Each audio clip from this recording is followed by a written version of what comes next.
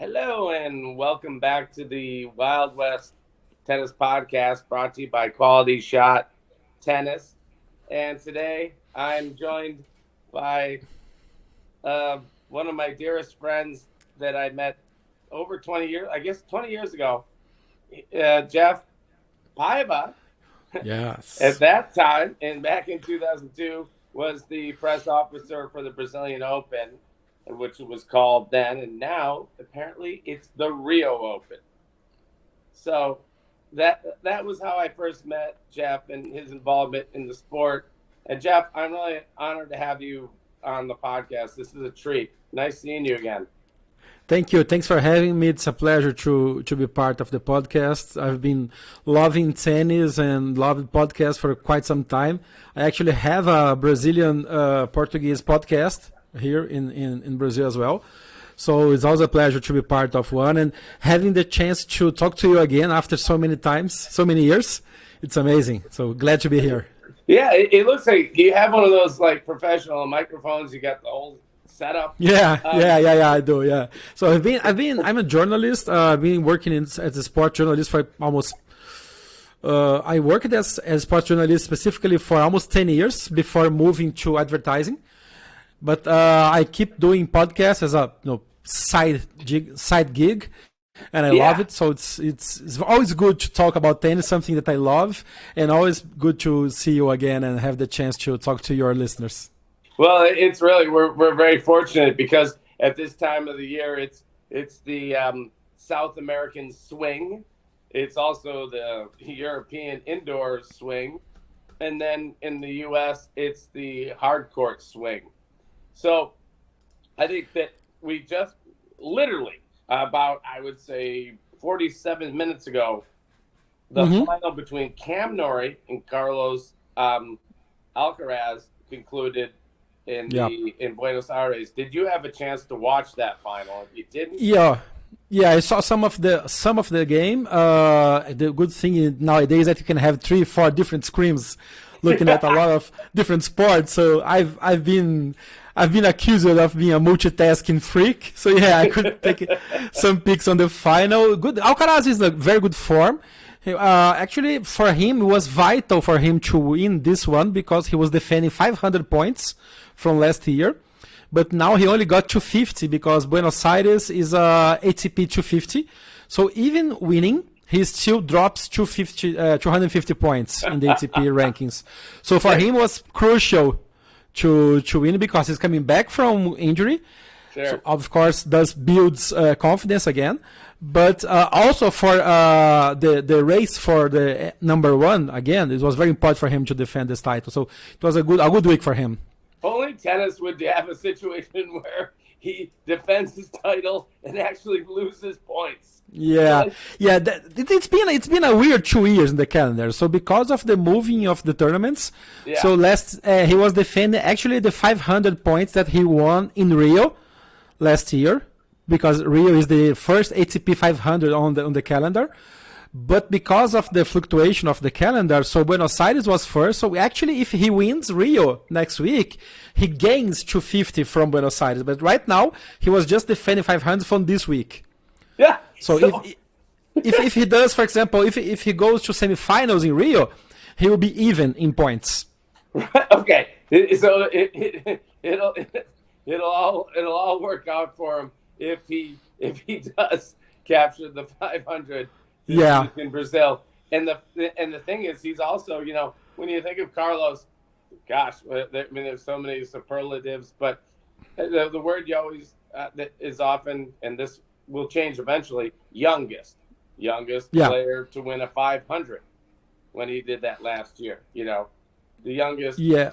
And now, when he did that last year, I believe that was in Buenos Aires, or was it in Brazil? He did the full South American swing. So it was Chile, Buenos Aires, and Brazil, all the clay swing. But I need to check if he actually won. No, I believe that Schwartzman won last year in Buenos Aires. Because he won at home. And this year, actually, he got eliminated in the quarterfinals. Very bad year for El Peque. Yeah, no, we probably should. Let's go ahead and talk a little bit about Diego Schwartzman, because to me he's one of the most consummate professionals. He reminds me in some ways of David Ferrer as a guy you could count on. Not a big guy, but a guy that just such a consummate professional.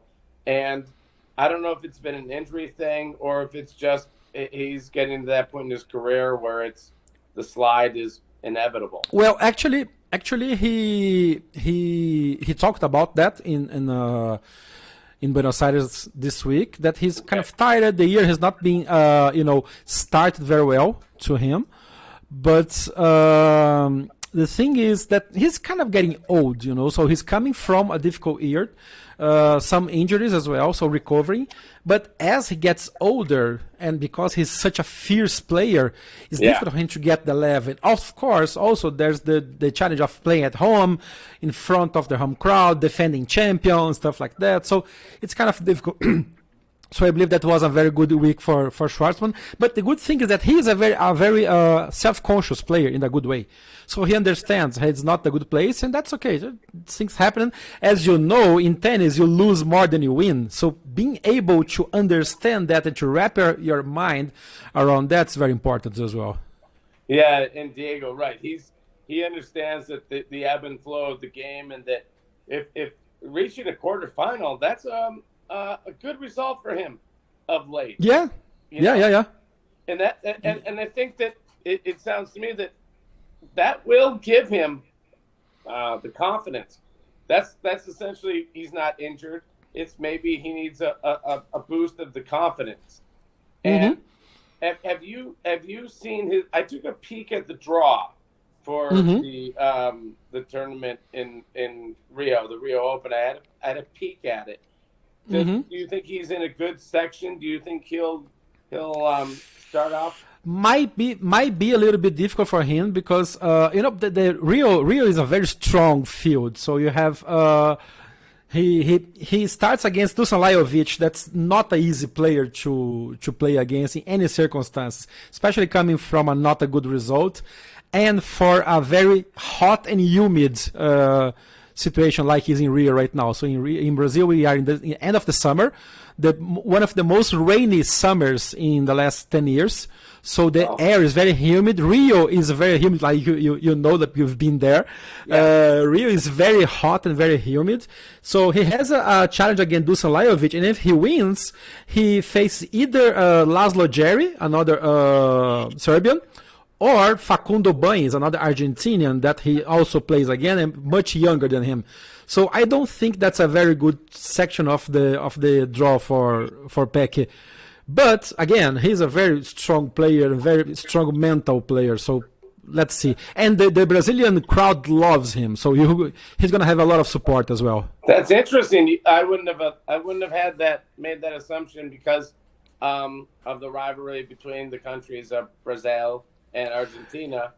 Yes, it's very fierce, but Peque is a very, everybody that loves tennis loves Diego Schwartzman because he's such a good player and a good person. So putting aside the nationality, he's one of the only two Argentinian players that Brazilians love. The other one obviously is being Juan Martín del Potro. Yeah. So right. no matter what they do, they always have support from Brazil, unless they are playing a Brazilian, and then of course. And that's what he might end up facing if he does get past the Serbian. He would play He would play a Brazilian. No, he would play Argentinian. He only faces a Brazilian if, as a cosmic accident, the junior Matheus Alves wins against Alcaraz, because Diego is in the first half of the quarter. So the only Brazilian in this side of the draw is Matheus Alves, and then you have Tomás Bellucci, that's the other Brazilian, but the veteran Brazilian that's retiring. Actually, his last tournament before he's retiring. So if Bellucci goes all the way, Bellucci might face Schwartzman in the semifinals. Wow! But okay. I don't see Schwartzman facing a Brazilian anytime soon. I'm sorry, I got confused because. He would meet potentially an Argentinian. So in my mind I got that mixed up. Sorry about that. No problem. Yeah, thank you. Speaking of Bellucci, yeah, I thought he had retired. So, He actually was, so this is going to be like his official retirement, but he okay. hasn't played quite a while. He lost, took a lot of first round defeats in some smaller tournaments, and then he decided to hang his racket.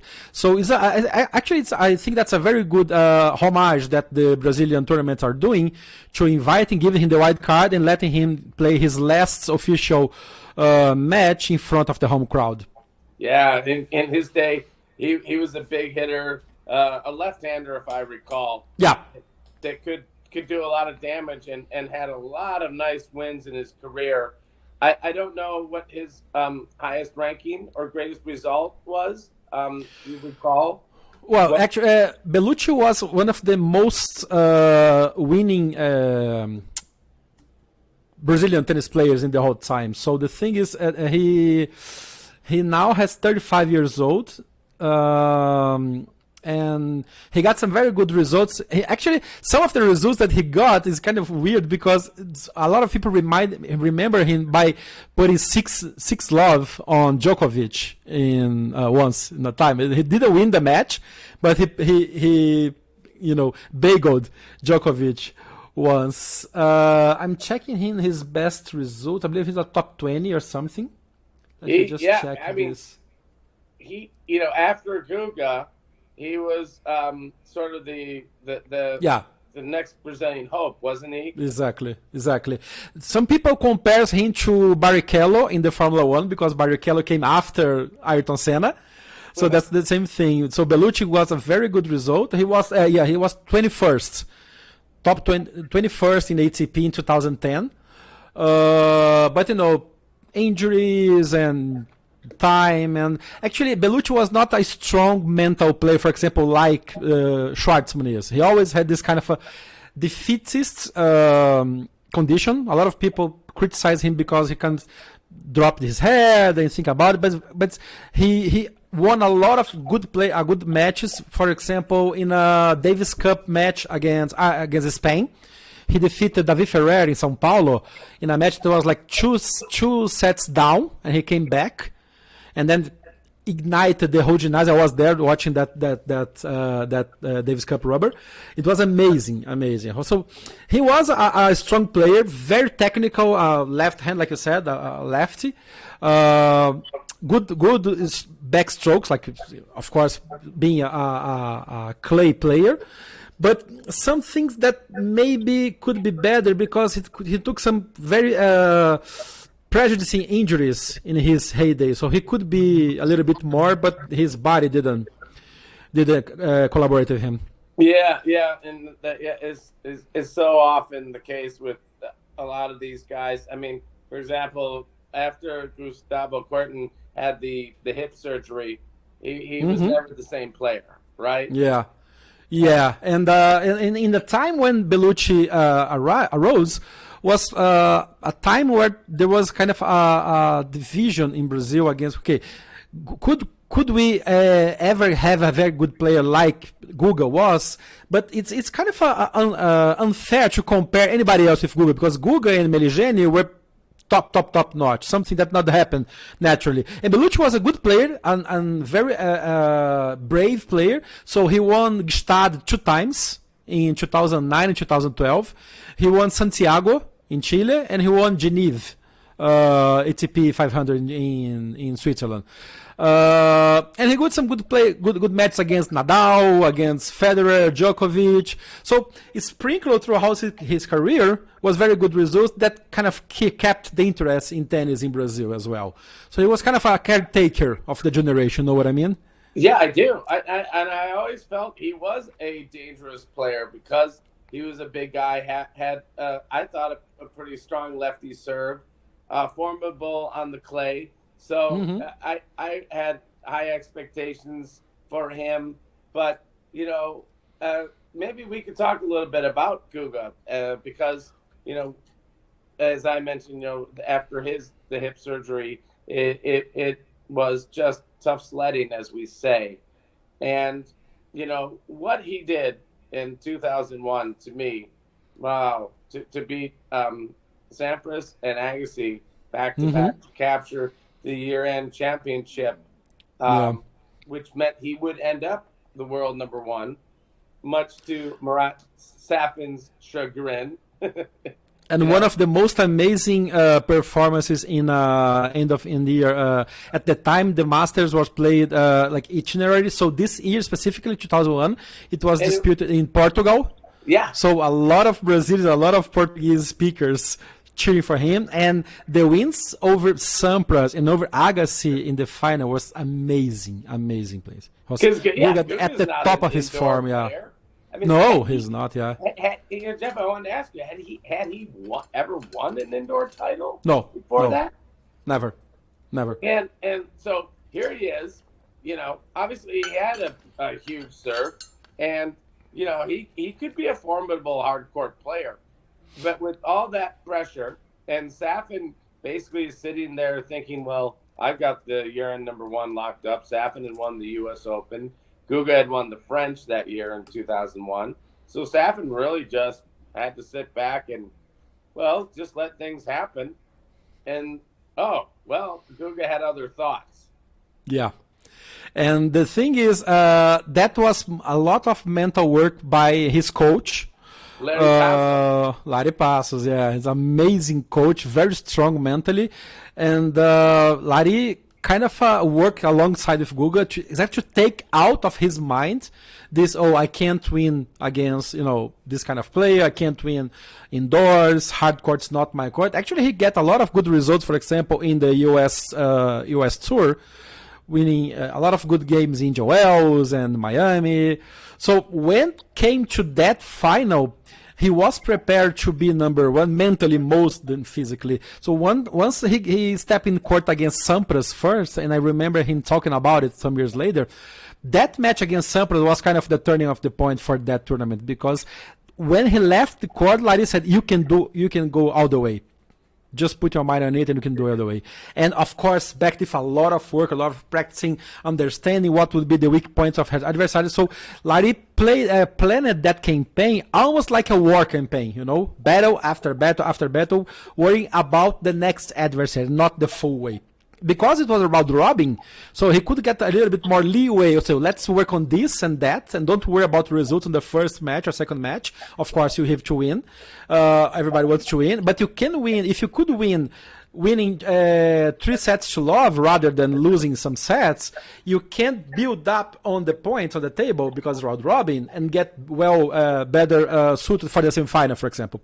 Yeah, and that was something I wanted to ask you about, Jeff, because you're my go-to guy when it comes to all things Brazilian tennis and really tennis in general. I mean, you're not just a Brazilian expert. You know the circuit, both tours very well, because when you were running the press room, that tournament was also a WTA tournament. But to get back to that 2001 year-end championship, ATP tournament in I think it was in Lisbon. You said in Lisbon. Portugal. What happened in the round robin phase for Guga? This will be fun, a fun stroll down memory lane. Well, let's get the table here. So ATP finals, 2000 actually. It's not 2001, 2000. You're right. Sorry about that. He did win the Roland Garros in 2001. Yes. We're talking about the 2000. So his side of the tournament had Magnus Norman, Kafelnikov, and Agassi. And that was his Marat Safin group. Yes, that was his round group. So he won. He lost to Agassi the first match. And then he had a back issue, but could work well mentally, and then won against Norman. And then he defeated Kafelnikov 2 sets to love, 6-3, 6-4. And then he went to semifinals. In semifinals, he faced Sampras, and then Agassi, because Agassi have won against Safin. So it's a very tough journey on that tournament, because he lost the first match, but was able to get 1 set. that's important in the round robin because you have set average as a tiebreaker, and then he won against Norman without losing a set, even with back problems, and then he defeated Kafelnikov 6-4, building confidence, and then faced against Sampras in the semifinal. Yeah, I mean that. So yeah, the only chance he would face Pete would have been for Pete to win his group, and emerge in the semifinals. And I mean, come on, you know, Pete on I'm guessing a fast, hard, you know, indoor surface against Guga. My money would have been on Pete. Yeah, but sure. It was improbable win. Yeah, I mean, was that even more improbable than beating Andre in the final? I mean, absolutely. Although because Agassi has already won against him in the first round, it was kind of that defeat. Okay, I already lost to that guy, but in the final, all bets are off, so you can go all the way against Sampras in the semifinal, coming from the situation that Guga faced in the round robin, was kind of tougher because, of course, Sampras, hard court, indoors, everything goes for him. So I believe that, if not mistaken, Guga was kind of 3-1 in the odds for winning that match or more. And then because the match went to the third set, because at the time was the best of 3 until the semifinal, and then you have the best of 5 in the finals for the Masters. So Guga lost the first set on tie break, 7-5, and then get a break early on to equalize 6-3, and then went to the third set in 1-6-4, but with a very late break on Sampras' serve. And the thing is that when he lost the first set, he started kind of to get some doubts on his mind, of course, because losing to Sampras in this situation was kind of expected. But when he started the second set, okay, I might be my last set on this tournament. I'm gonna give all the way, and then he broke Sampras, and then okay, I can do that. So it's kind of a fluctuation on the mental state that got him to the third set. And then, of course, the support from the crowd was very important. So in this, I believe that in this tournament, along with his only win in Stuttgart later on, that was the only time that his grandmother was in the stands as well, along with his mother and his coach. And Guga is a very family man, so having the support of his family there, his brother was his manager, and then he had a small little brother that was suffered cerebral palsy, so it was very dear for him. You remember? Yeah, Guga started a foundation. Yeah, and exactly. Because of his brother. Because of his brother. Yeah, I can't remember the exact title of that foundation, but. It's a Guga Curti Foundation. It's a Guga Curti Foundation. Yeah. So, but if you take anything away from what we just talked about, that's a foundation very worthy to look into. But back to what now Guga has to face after. So he defeats Sampras, and then facing Agassi and having lost to Agassi in the first round. And Agassi always was the one of the idols of Guga, because of course, who wasn't? Yeah. Who didn't love Agassi playing? So, but the thing is, because he knew Agassi so well, watching him and studying him, he was able to kind of do one thing that Agassi doesn't like. They could move Agassi around the court. So, and having that spectacular one-handed backhand that Guga have, he was punishing Agassi, throwing Agassi outside of the court, going to Agassi's backhand, and then kind of capitalizing in turn of that. So it was a very tactical match rather than a physical one, It was very clear that Curtin had studied Agassi alongside with Lari and developed a game plan that he followed to the letter. And of course, in the end, it was the last set, if I'm not mistaken, the last 3 games, Guga steamrolled Agassi. What amazing, because he keep punishing on Agassi's backhand. It's not bad. It's not a bad backhand, but Guga was on top of his form, and that is kind of a poetry movement. I play tennis a little bit, and my backhand is a one-handed backhand, and one of the things that I most love, because my two greater idols in tennis were Guga and Federer, and both have one-handed backhand. So it's something that one of my instructors tried to change. Well, let's try your two-hand backhand. I said, nope. That's one thing that I don't want to change. My backhand is a one-handed backhand because of Guga, because of Federer.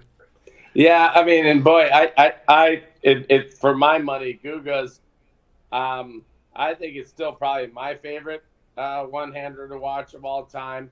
I like trying to emulate it in practice because it's unique, and I mean, it's just so sweet. It just like Stan Wawrinka or Roger, and then you got Gasquet. Yes. Yeah, you got all these stylish one-handed backhands.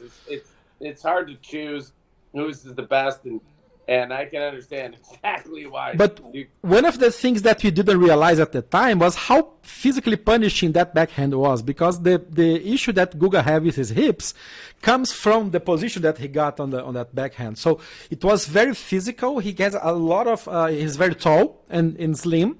Yeah. So he had to move his hips a lot to position himself to that backhand and to project all the follow through, all the movement that he have. So that punished his body a lot, and that's something that wasn't able to change. Otherwise, going to change his full movement, his full match. And it's funny you mentioned Magnus Norman, who was one of the guys that I think was in Guga's group that he had to beat to get out of there. He also ended up having that same sort of hip injury that Guga suffered. And that's something that nowadays would be very easily corrected. But at the time, the surgery, for example, Guga had like 3 or 4 different surgeries on his hip. And that's something that Murray did quite some time ago. And Murray is back playing. So it's for a matter of 5 or 10 years that Guga wasn't able to endure that and correct surgically, and then kept playing for quite some time. But Norman as well. Yeah, the technology on that for Murray, I think his happened because Murray, also unlike Guga, won the year-end championships in. I think Murray did it in 2016 when he beat Djokovic for the year-end #1. Not only beating him in the year-end championship, but claiming #1 as a result of that victory. With Guga, and gold medal in the Olympics as well. Yeah, right. In Rio. Okay. Let's if we may talk a bit about the Olympics in Rio. That was was that also was that 2016? Yeah, 16. Were you involved in that, or were you just just watching? I was fortunate enough to be there, so I watched the full first weekend of the tennis tournament in the Rio Olympics 2016. So I saw Serena, I saw Nadal, Nishikori, Murray, and the end of the first round was simply Del Potro against Djokovic. And I watched it in the first round, in the first row, like one step from courtside, completely courtside, and it was amazing. That's something that I will never forget. The chance to see all of those players play in my country, play in Brazil, like in the Grand Slam, because of course, like the Olympic tournament is considered a Grand Slam in the tournament, in the tour, and it was amazing to see them playing like that. And Del Potro went all the way through and then faced Murray on the gold medal match 1 week later.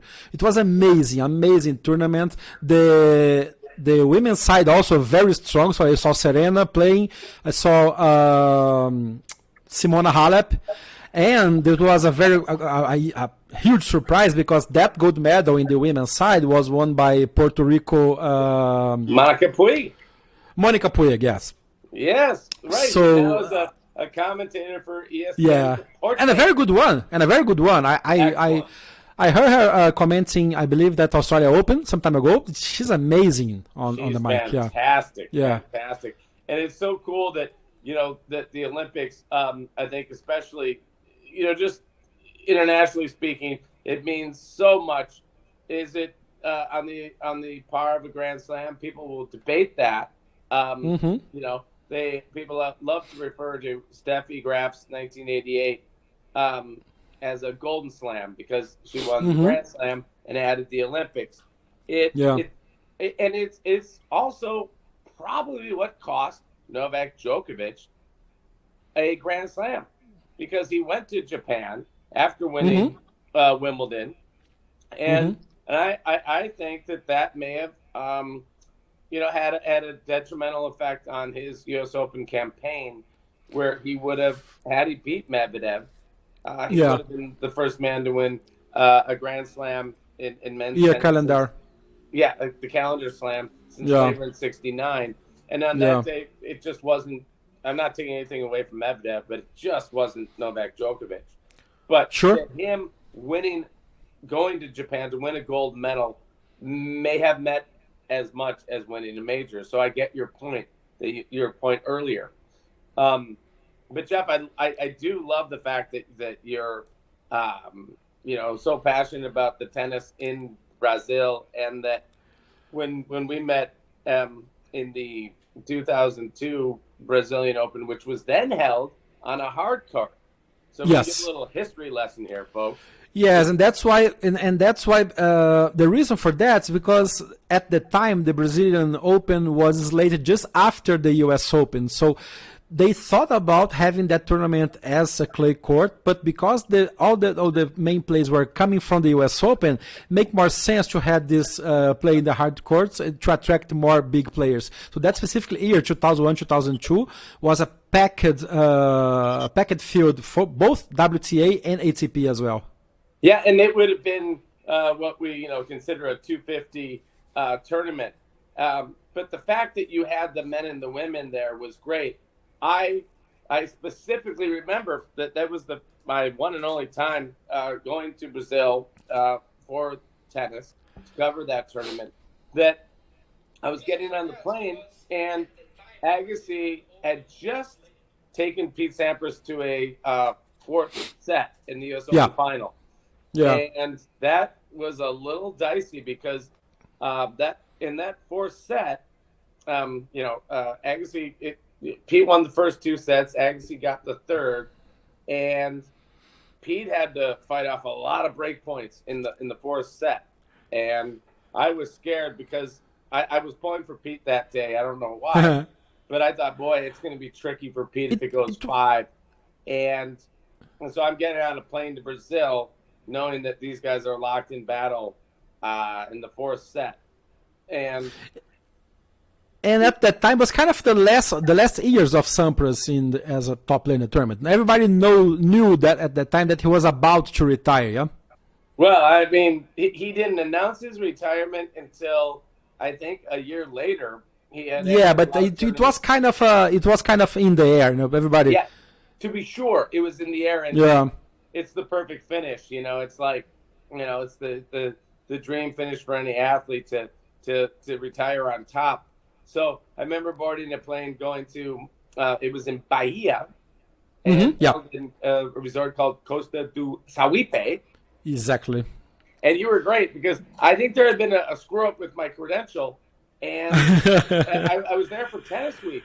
And I think I remember that that the editor for tennisweek.com submitted my request. I don't know if you ever got it, but you treated me as if I was like Bud Collins, who back then would have been the most famous U.S. journalist.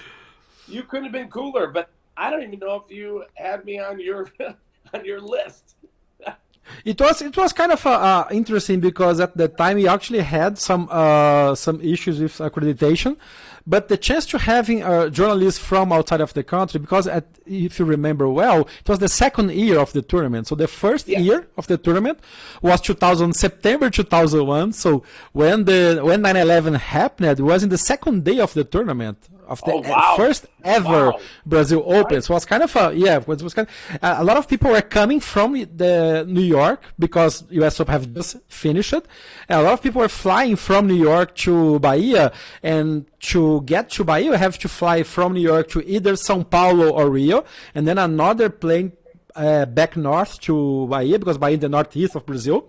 And then you have to take a shuttle from Salvador City Airport to Costa do Sauípe Resort, like 1 hour, an hour and a half by car. So it was kind of tricky. So when people arrived at this paradise in Earth, that's Costa do Sauípe Resort, and then all the whole world was kind of crumbling because it was 9/11, of course.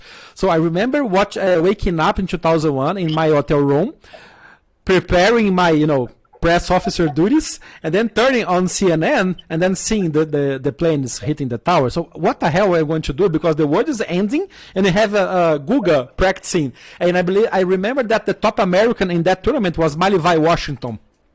Yeah, he was here with us. Yeah, so a lot of people searching the Americans to get his, their perception of the day's, facts, and of course nobody wanted to talk about it. So you need to. I remember that I was half sports journalist and half, hard news journalist, trying to get a lot of impressions from that. So the second year that we were there, 2002, there was a lot of doubts of how the tournament would behave, because of course we know that the second year is the most important. The first one, everybody can do a first good edition, and then what happens in the second one?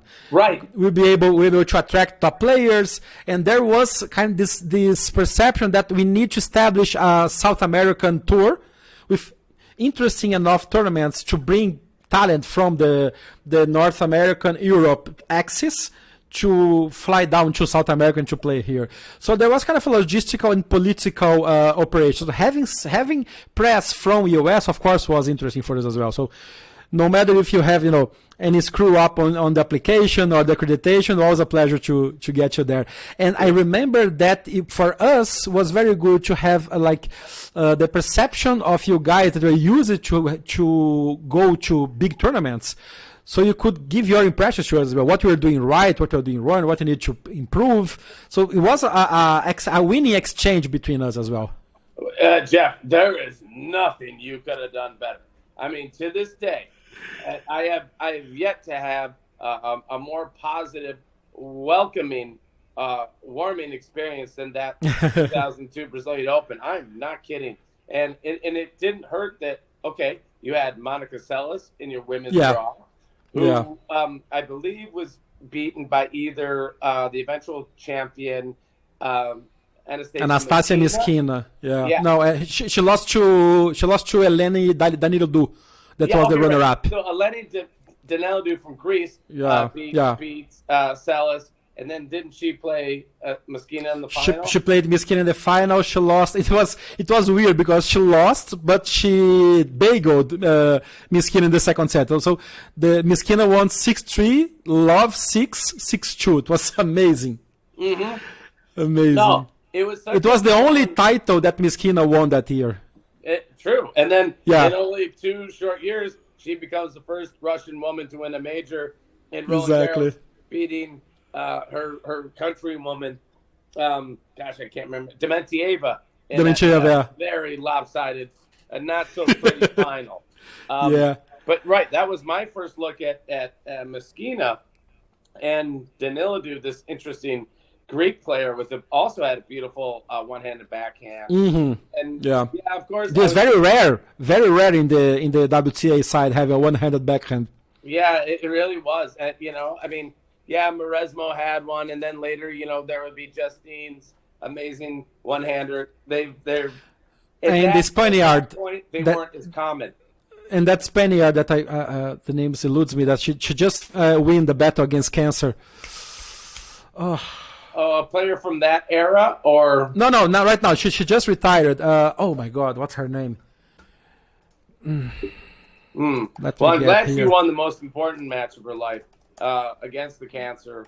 I'm sure it'll come to you. Was she in that draw, or no? Later. She's from a generation later. Oh gosh, it's slipping my mind. Carla Soares Navarro. God, now that was one of the all-time great handers. That's why you brought her up. From Spain. Yeah. She's amazing. She's a nightmare. That one-hander, oh man, and the footwork, beautiful player to watch. But back to your event in 2002. So I get there and it's like, oh, great, Seles. Maybe I'll get a chance to interview her. But she lost, and those are tricky. That's a tough one-on-one to get, especially because she lost. You had set up that I was going to. You had arranged that I would be able to interview her and have a one-on-one, but it's a win-only situation. Yeah, and she was. I remember that she was very reserved. So I remember taking a walk in the morning before the day started in the beaches, and I saw Seles, and that's one of the most surreal situations. I just ran into Monica Seles walking in the beach and taking a morning walk in the beaches of Bahia. It was amazing. But she was very, very reserved. And at the time, I remember that a lot of the press kind of kept bugging her around, oh, you're almost in the end of your career, what you going to do? And it wasn't the best thing to ask her at the time, of course. So she was kind of reserved. It's kind of the dumbest question we can ask. Yeah, of course. Like in a press conference, asking the retirement question. I mean, I know that a lot of the editors want their journalists to ask the question, but okay. So you're at a press conference and a player of Monica Seles' stature loses, and she can be like, "Oh yeah, you know what, guys? I'm gonna retire, and guess what? You're gonna find I'm in Bahia, and thank you for asking. I've really been looking for an opportunity to make this announcement. And thank you for that question. Gosh. Yeah, no, that's done. Yeah. Yeah.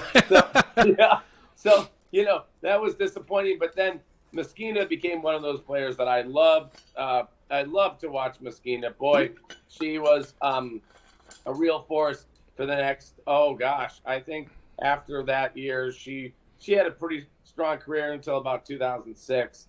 And one of my favorites of all time, just a great personality, nice person. Danilou, unfortunately, Eleni Daniloudou's career did not have the same trajectory that Anastasia's did, but it was a generation for the Greek tennis that wasn't very successful. So she was a fighter, but out of one thing in a million, like a little bit like Guga in Brazil as well. So the thing is, later on, then the Greeks started to have more talent in the juniors, and just have this generation with Tsitsipas and Sakkari. It's amazing player as well. Sakkari, she's amazing. Yeah, she's amazing. Yeah, she is. I saw her practicing I believe, in Roland Garros, and it's amazing how strong she is. She's a physical player. She could defeat almost anybody, male or female. She's got a build like Camila Giorgi, but she's just taller.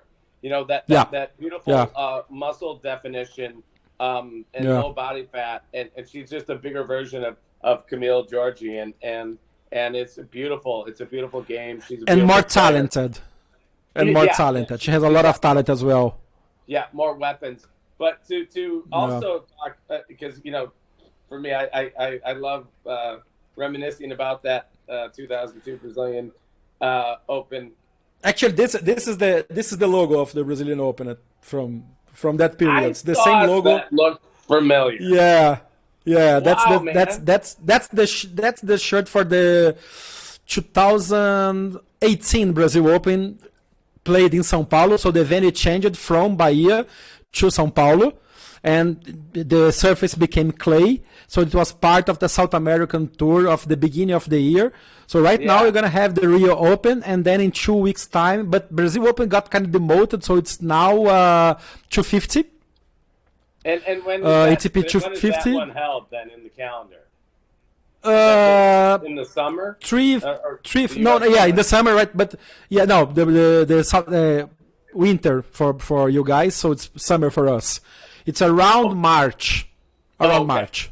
Okay, so we don't because you can you have the clay Latin American tour. So you have you have Colombia, Chile, another Argentinian tour, and then Brazil. Right, you had because this way you can plan you can plan your travels around South America at the same time. Yeah, which is and that's because it is your summer now there. Yes. And, my last point was just to talk about that 2002 Brazilian Open, the final between Gustavo Kuerten and Guillermo Coria. That was a three-setter. I mean, come on. Could you have asked for anything better? That was, I mean, that was standing room only. I think you had people literally that snuck in to watch that. Well, we thanked our stars because Google went all the way to the final, because the fear was that they wouldn't have a Brazilian in the final. So in the first edition, we have Sareta coming almost all the way, but eventually didn't come to the end. But in this edition, Guga was coming from 2002, so he was still very high in the rankings, but not as good as he was in the when he won 3 Roland Garros in 4 years. But play on Brazil with a lot of, and because the tournament was held in a resort, there's very specific tennis fans that paid all the way to go there. A little bit like the Indian Wells in the US. Exactly. So there's a secluded location. People that go there goes to watch tennis. They love tennis. So a very knowledgeable crowd. You know what I mean? Yeah. But sure. to fill the stands during the tournament, there was a lot of tickets distributed for the population of the area. So they have a project getting kids from schools to watch tennis. From public schools in the Bahia state near Salvador, but in the semi-final and the final with Guga, the possibility of Guga doing the final, sold out. Everything was sold out. The resort was completely packed, and the match itself was amazing because Coria at the time, Guillermo Coria, was up and coming Argentina. So you have Brazil versus Argentina in the final. We have Gustavo Kuerten in the final, the top tennis players in the Brazil at all times, and you have one upcoming Argentina, very fierce, very aggressive, the epitome of the Argentinian spirit, like in the football. Coria, although he cheered for River Plate, that's one of the 2 top teams in Argentina, a lot of people compare him to Maradona, to Diego Maradona, because very fierce, but very, in Portuguese, you have the word malandragem, you know what I mean? Like very savvy. So he loved to play against the crowd, kind of a feed from the hatred of the crowd. He adored provoking the crowd, a little bit like Medvedev did in the US Open. Right. Who would you compare Coria to now? Who right? He didn't mind pissing off. Kyrgios. He's a Kyrgios. Exactly. He's an Kyrgios. Yeah. He loves to feed from. Yeah, their games are nothing alike, guys. They don't play it all. No. But attitude. The attitude is a completely curious, and he knew that. So on the final, and he won the first set against Guga in a very disputed tiebreak. A lot of complaints from Guga about the line umpires. Because at the time, and I remember, because a lot of those umpires, I did the course. I am a certified tennis referee. So I did the course. Because when I was starting covering tennis, I wanted to understand better the rules. So I did the course to the ITF level 1. And the CBT, the Brazilian Tennis Confederation level 1 as well. So a lot of people that were on the court as line umpires, I did the course with them, so I knew them. So there's very good sources to have some stories from that as well. And I remember that one of those guys, André, he was a line umpire on the service line, and he called Guga 2 times on footfalls. And the crowd was crazy. They wanted to rip André apart. And Guga one time looked to him and said, "Come on, man, you're Brazilian." And he said, "I'm a line judge. I mean, I don't have no nationality." He's amazing guy. He went on to be the head of the chief, the Brazilian officer for the head rackets. Yeah, that's right. Lovely guy. Yeah, and the line calling was great, but Jeff, I'm going to tell you this. I shouldn't, and if you knew at the time, you would have kicked me out of the country. I somehow got one of those red jackets to go down to the photographer's pit. I don't know why. I had a throwaway camera, like one of those cardboard cameras. I thought, I'm going to get some good shots down here, and I don't know. They seem really nice in Brazil, and I don't know. It was a time that there wasn't digital camera, so you need to have old time camera to develop the photos after. Camera. Yeah, and I'm like, Yeah. I'm not going to put Jeff in a bad position, but hopefully, nobody will see me. And I swear to God, now I could be wrong because I do have 20/15 vision. I could have been a good line judge. There was a match point. I believe it could have been in the second set or in that third set. They did go to a breaker where I swear to God. Yeah. And I was on Correa's on his baseline, and the ball was just out. Correa played it; he didn't dispute it. But I think if he would have let it go, that would have been game, set, match. Now, I could be wrong, but in my mind's eye, I still see it.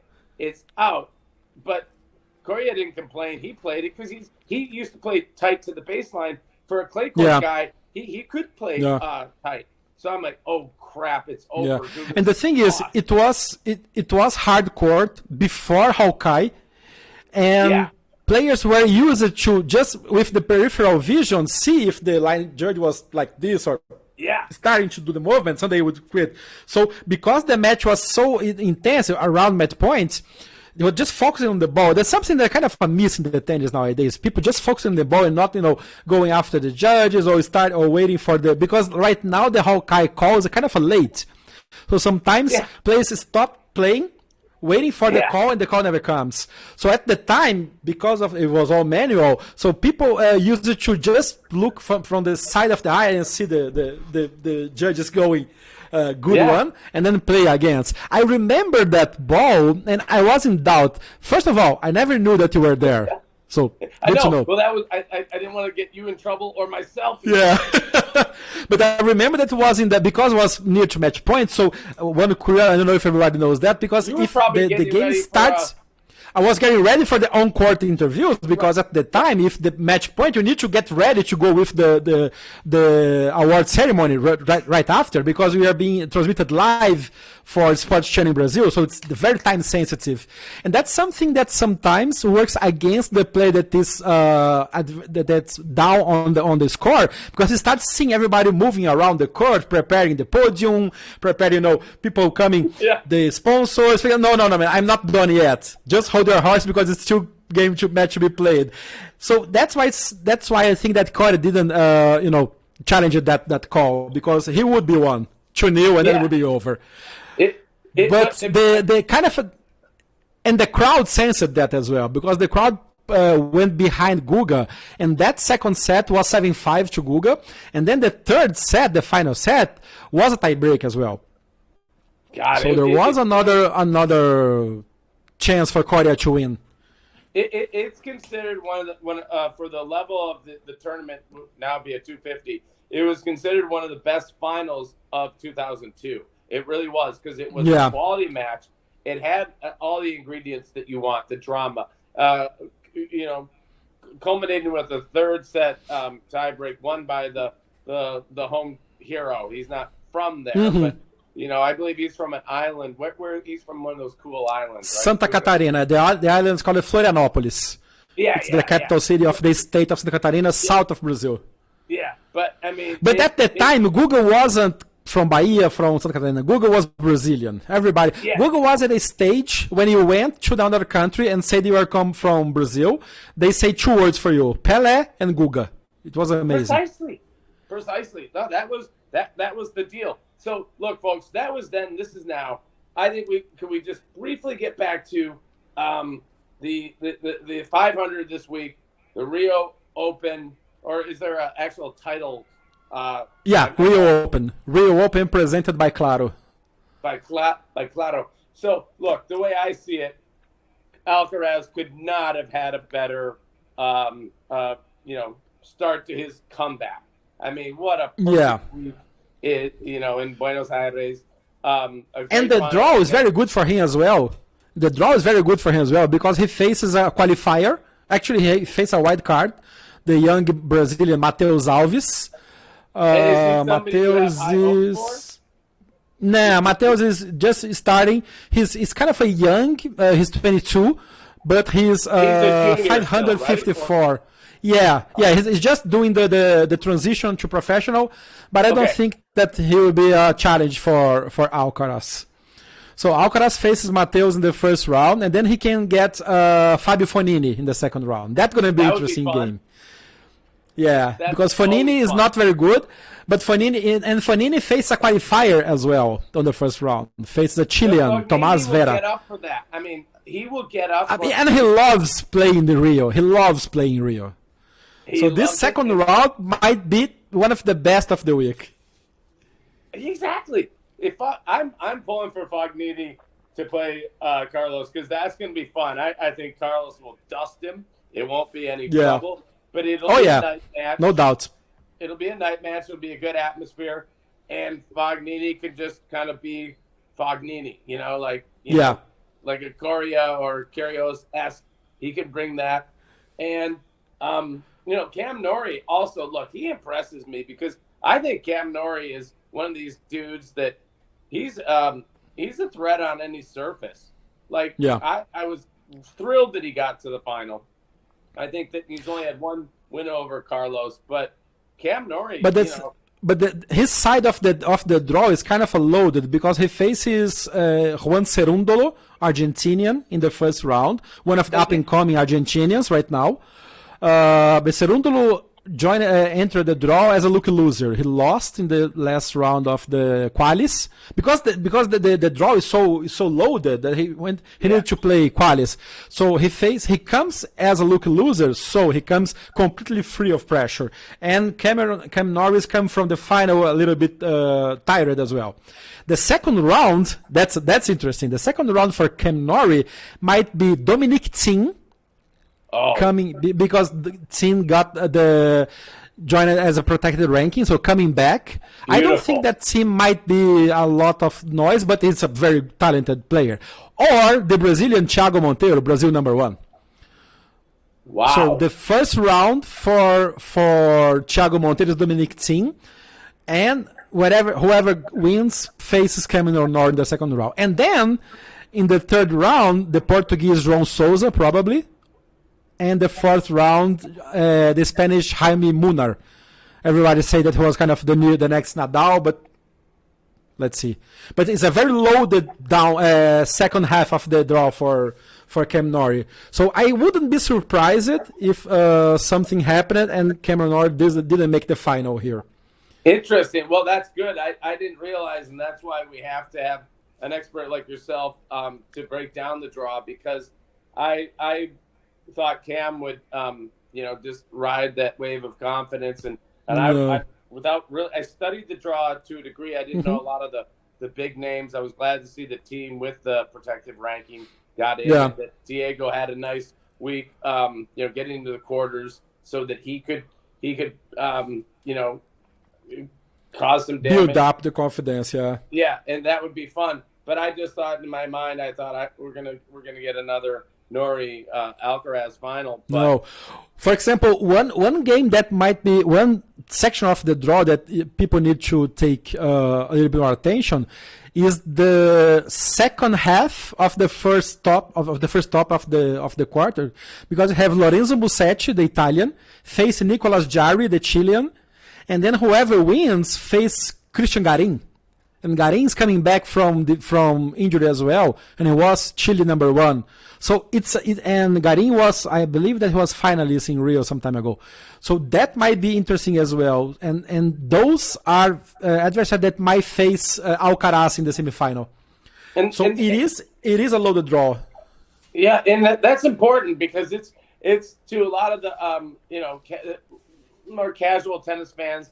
They're just going to say, okay, good, Alcaraz, great. Well, he'll win another event, and Cam Norrie again maybe. But you're pointing out the nuances of like, oh no, this is don't expect Cam Norrie to even get. Well, maybe he might not reach the quarters, depending. Yeah. And what Dominic Thiem shows up. I mean, what are your thoughts, Jeff, on Thiem? I mean, Clay is his best surface, even though he won. Yeah, he won Rio 2 times already. So he 2 times winner of Rio Open. He loves to play there. Crowds love there. But might be interesting for him. But the thing is, he faces Brazil's Thiago Monteiro in the first round, #1. So it's a very key match for him. If he win against Monteiro, And Monteiro is a player that is not very, diverse.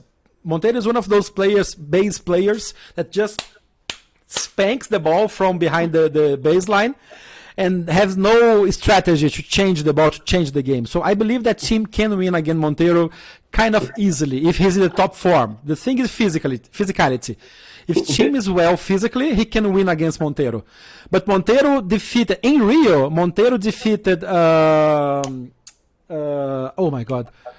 defeated Wawrinka one time, and then in the other time defeated the French the strong one, the French player, the top. Oh my God!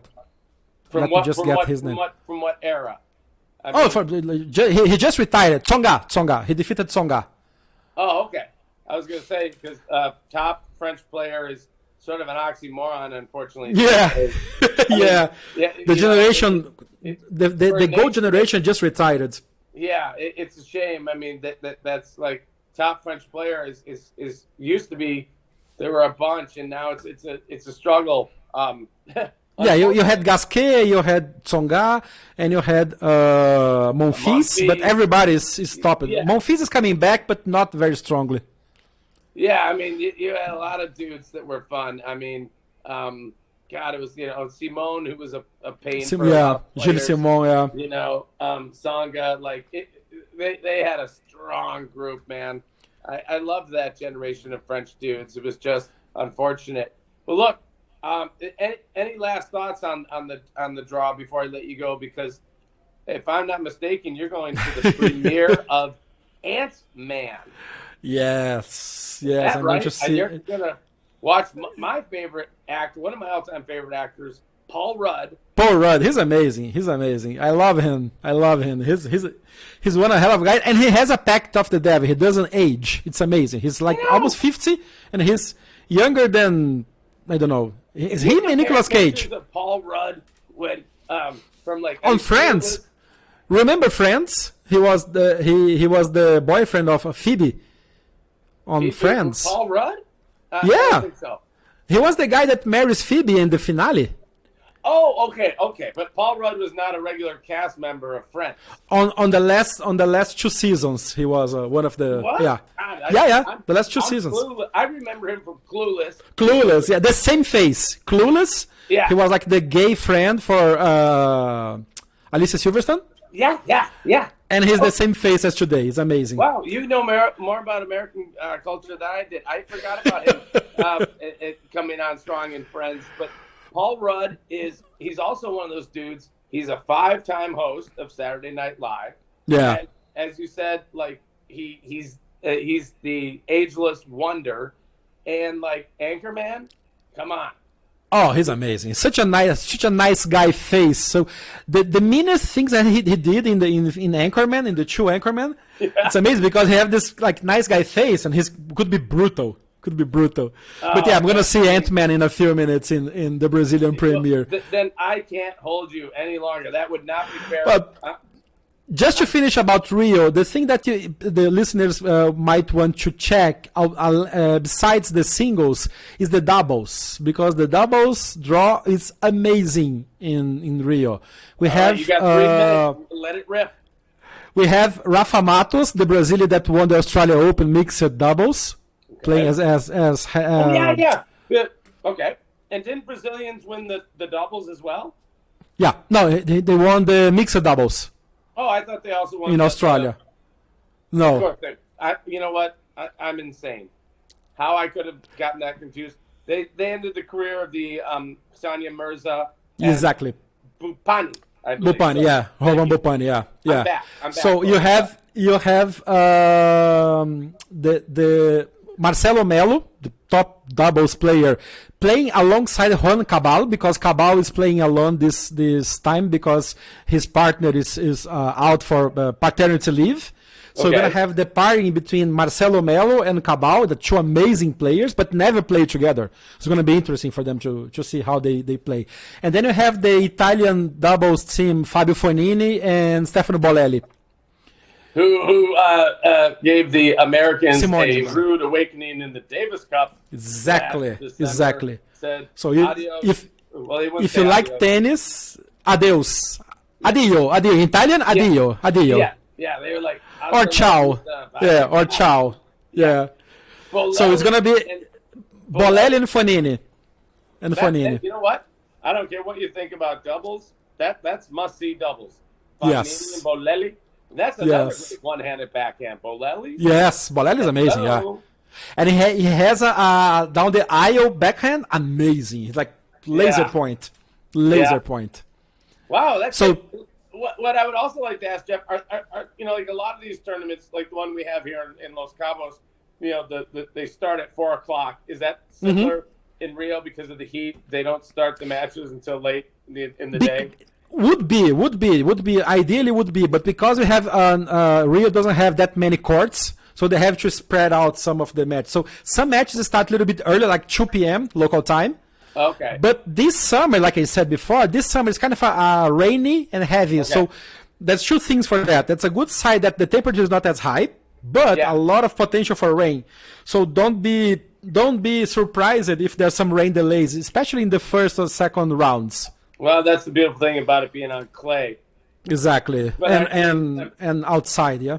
But open air. Caipirinhas will be flowing regardless. Oh, yes. Absolutely. And this week is Carnival in Brazil, so there's a lot more than just caipirinha. There's samba as well, yeah. That is cocoa nuts. You can't. Yeah, people call Rio Open as the Samba Open because there's 3 years ago, I believe, that you have Nadal, Cilic, and Bruno Soares, the doubles player. Yeah. On the Samba school in the Carnival, in the main parade of Carnival. Nadal's Samba dancing in the avenue was amazing. It was amazing. Epic. Wow. What hey, I'm serious, Jeff. Thank you so much. And again, my pleasure. I know you got your tickets for Ant-Man in advance. Enjoy that as I know you will, because I'm a huge Paul Rudd fan, and he is the ageless wonder. But amigo, I don't know how else to say that. Obrigado. My pleasure. Whenever you want me, I'll be more than happy to join the podcast again. Congratulations on the program. I love it. And we see you in the courts. Yeah, and also your podcast, I know you've been doing it. You took a bit of a break, or are you back? We took a break because of the pandemic, so more other interests. But we're going back. We're coming back in this year. Hopefully, it's called Backhand na Paralela. It's Portuguese for backhand down the line. The name because of my favorite, stroke in tennis. You can find us in Spotify, Apple Podcasts, and Google Podcasts. Just search for Backhand na Paralela. You can find, but in Portuguese. So if any Portuguese speakers around here, more than happy to welcome you in the fray as well. We hope so. I mean, having you on the podcast will help grow Portuguese listeners, and well, if they're bilingual and the same, Yeah, but tennis fans tend to understand English very well because there's a lot of content that we consume in English. That's true. Well, look, my man, have a good time. I'm going to sign off by saying that. Hey, if you liked today's podcast, please subscribe to QualityShot Tennis. Like us, rate us, and just keep coming back. Thank you. See you in the courts. Ciao, Jeff. Bye-bye.